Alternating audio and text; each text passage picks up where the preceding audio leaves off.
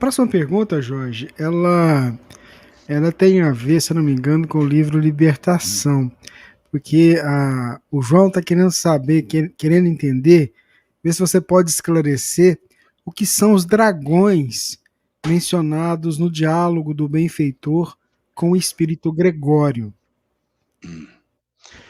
Dragões é uma nomenclatura que aparece na literatura de André Luiz nessa obra, Libertação, mas depois ela vai aparecer em outras literaturas.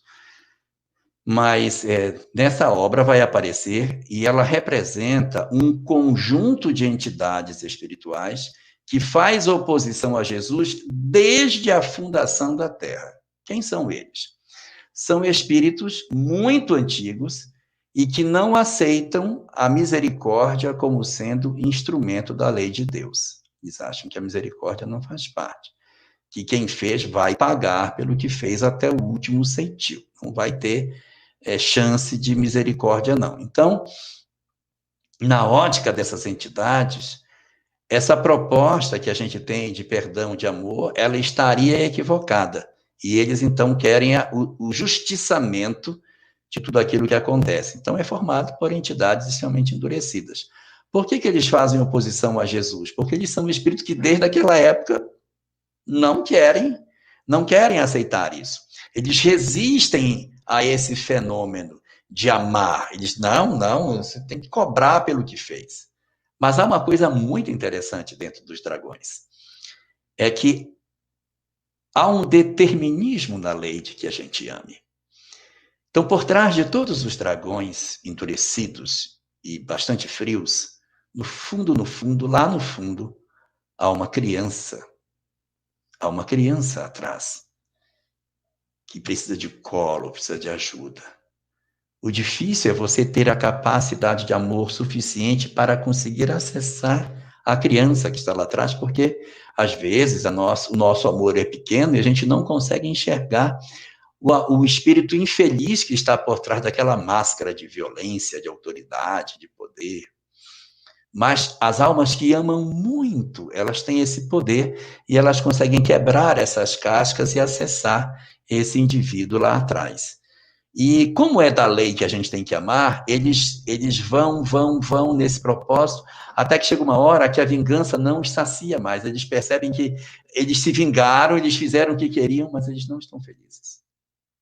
Porque não existe forma de ser feliz sem amar. Então, eles se vingam, eles obsediam, eles alcançam muitas vezes os seus objetivos, eles se contentam com o seu sucesso, mas não alcançam a felicidade. Então, chega um certo ponto em que essas entidades elas entram em crise.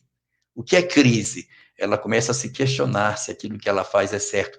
Ela se sente seca, ela sente carência, porque, no fundo, são pessoas que um dia amaram e sofreram um revés e passaram a odiar.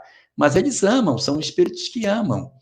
Mas eles esqueceram seus amores. E aí, depois de séculos, milênios, que eles estão nessa condição, eles começam a se questionar, e eles entram em crise. Quando eles entram em crise, é o momento mais adequado para que quem ama muito acesse e consiga quebrar aquela casca e resgatar o indivíduo que está fragilizado.